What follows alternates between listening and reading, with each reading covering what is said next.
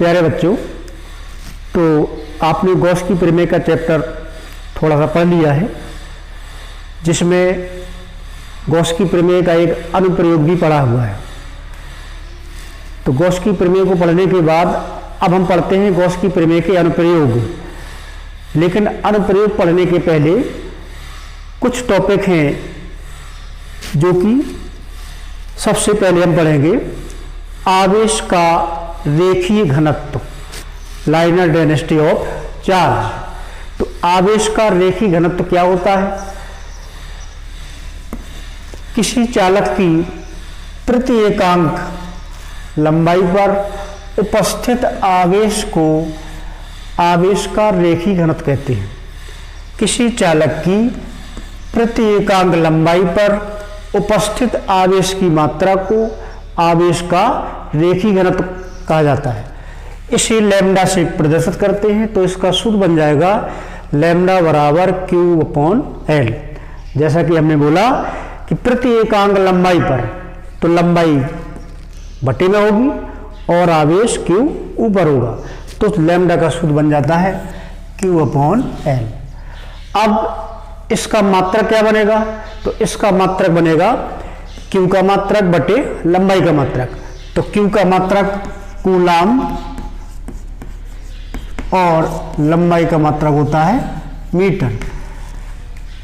तो लैम्डा का मात्रक बन जाएगा कूलाम प्रति मीटर। इसी प्रकार से अब हम दूसरा पढ़ेंगे, आवेश का पृष्ठ घनत्व। तो पृष्ठ घनत्व में क्या है?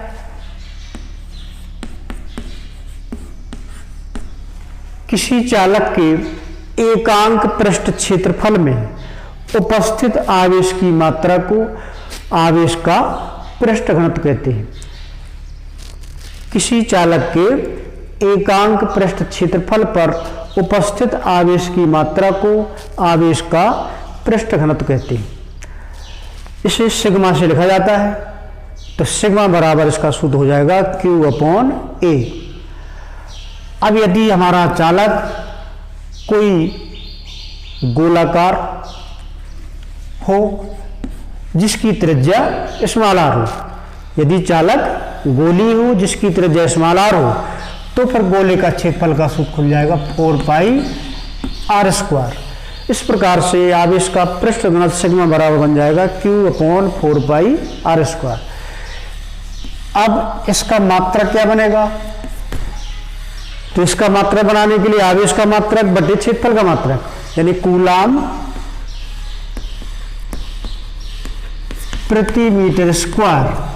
तो इसका मात्रक बन जाता है कूलाम प्रति मीटर स्क्वायर। ये था आवेश का पृष्ठ घनत्व। अब तीसरा आता है आवेश का आयतन घनत्व। तो आयतन घनत्व को रो से लिखते हैं। तो इसका सूत्र होगा Q अपॉन V। तो Q आवेश और V आयतन। तो इसके आधार पर हम इसकी डेफिनेशन कह सकते हैं, किसी चालक के प्रति एकांक आयतन में उपस्थित आवेश की मात्रा को आवेश का आयतन घनत्व कहते हैं। किसी चालक के प्रति एकांक आयतन में उपस्थित आवेश की मात्रा को आवेश का आयतन घनत्व कहते हैं।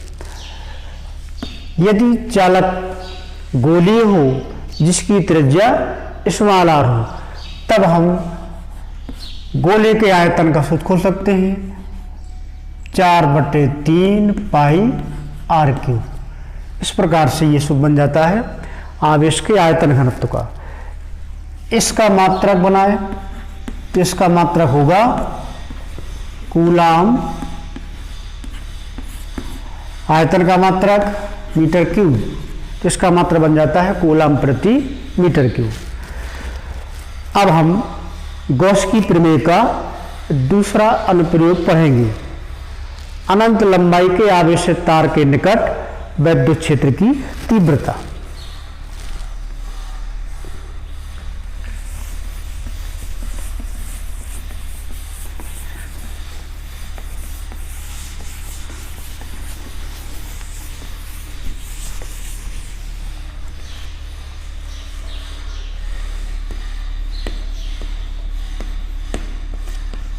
अनंत लंबाई के आवेशित तार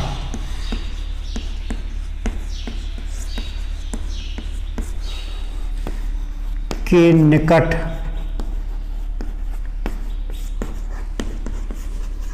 वैद्युत क्षेत्र की तीव्रता। तो गॉस की प्रमेय का ये दूसरा अनुप्रयोग है, अनंत लंबाई के आवेशित तार के निकट वैद्युत क्षेत्र की तीव्रता। तो सबसे पहले इसमें हम लेते हैं, माना एक अनंत लंबाई का आवेशित तार XY जिसे धनावेश से आवेशित किया गया है। तो ये आवेश इस तार पर समान रूप से वितरित है। माना कि इस तार पर आवेश का रेखीय घनत्व लैम्डा है, तब लैम्डा बराबर अभी हमने पढ़ा Q/L। तो Q बराबर हो जाएगा लैम्डा इंटू L। इसको बना लेते हैं समीकरण नंबर फर्स्ट। इसके बाद माना इस तार के समीप स्मॉल r की दूरी पर कोई बिंदु P है, जहां पर हमें वैद्युत क्षेत्र की तीव्रता ज्ञात कर ली है। माना चालक से स्मॉल r की दूरी पर कोई बिंदु P है, जहां पर हमें वैद्युत क्षेत्र की तीव्रता ज्ञात करनी है। तो इसके लिए हम स्मॉल r त्रिज्या तथा स्मॉल l लंबाई के एक ऐसे बेलन की कल्पना करते हैं जो बिंदु P से होकर जाता है और इसकी अक्ष तार की अक्ष के समांतर होगी। तो इसके लिए क्या करेंगे, स्मॉल r त्रिज्या और L लंबाई की एक ऐसे बेलन की कल्पना करते हैं जो बिंदु P से होकर जाता है। तो इस बेलन को गॉसियन पृष्ठ कहा जाता है।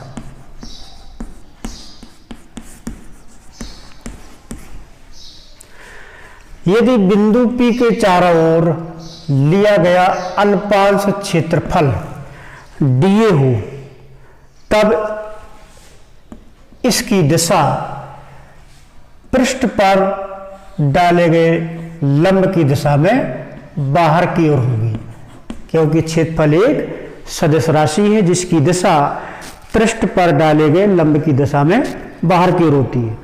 और धनावेश के कारण वैद्युत क्षेत्र की जो दिशा होती है वो धनावेश से दूर की ओर होती है। तो वैद्युत क्षेत्र की तीव्रता जो E है वो भी ऊपर की ओर होगी।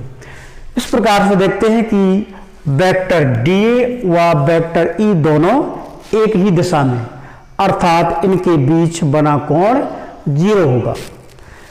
इसी प्रकार से इस बेलन की वृत्तीय सतह पर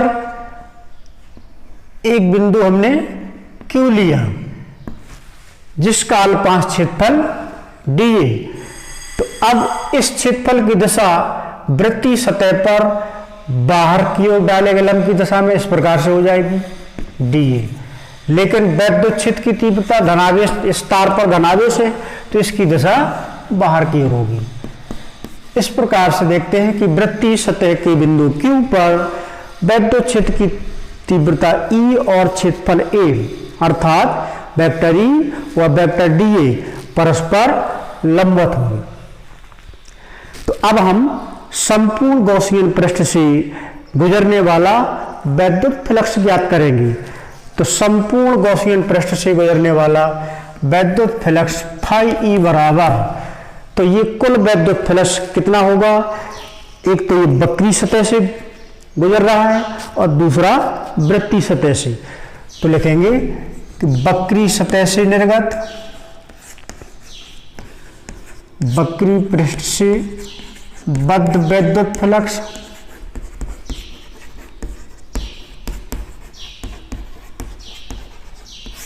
प्लस वृत्तीय सतह से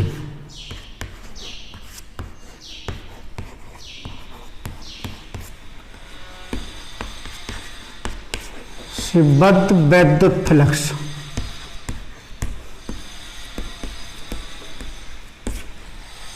तो वक्री सतह से वैद्युत फ्लक्स का मान हमने मान लिया φP और वृत्तीय सतह से मान लिया φQ। अब φ बराबर E into DA cos theta.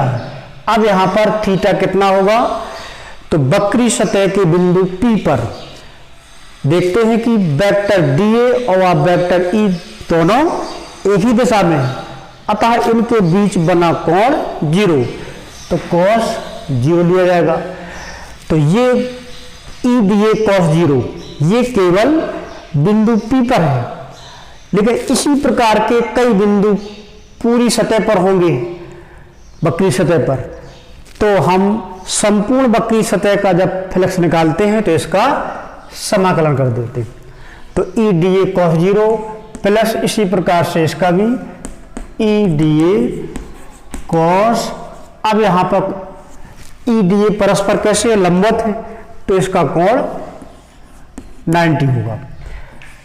तो E नियत है, क्योंकि वक्री सतह का प्रत्येक बिंदु तार से समान दूरी r पर ही होगा, तो E का मान तो नियत रहेगा। समाकलन करेंगे केवल DA का,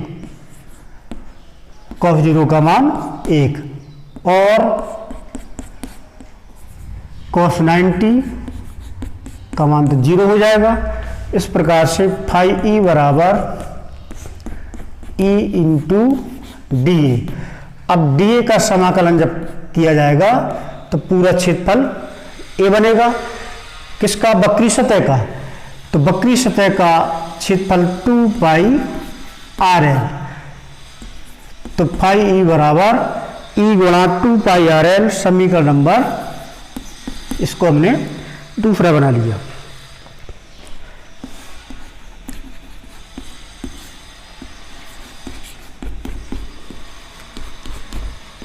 तो वक्र का क्षेत्रफल होता है 2 पाई RL। परंतु तो हमने गॉस की प्रमेय को पढ़ा, तो गॉस की प्रमेय का सूत्र क्या है, तो गॉस की प्रमेय φE बराबर Q बटे एप्सिलॉन 0। परंतु समीकरण 1 से Q का मान लैम्डा इंटू L रखेंगे, तो Q की जगह पर लैम्डा इंटू L रख दिया बटे एप्सिलॉन 0। तो ये बना लिया समीकरण नंबर 3। अब समीकरण 2 व 3 की तुलना कर देंगे।